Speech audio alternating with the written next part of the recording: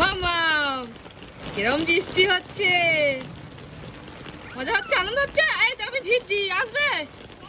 আমি ভিজছি, তুমি ছাতার তলায় আসবে? ছাতার তলায় কিরকম বৃষ্টিটা হচ্ছে দেখো খালি। হ্যাঁ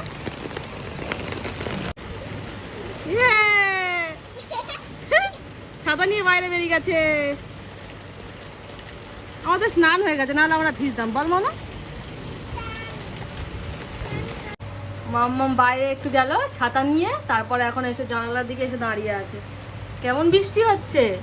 ভালো। ভালো। তুমি এদিকে খাতা বার করেছো কেন? ড্রয়িং খাতা ড্রয়িং করবে বলে?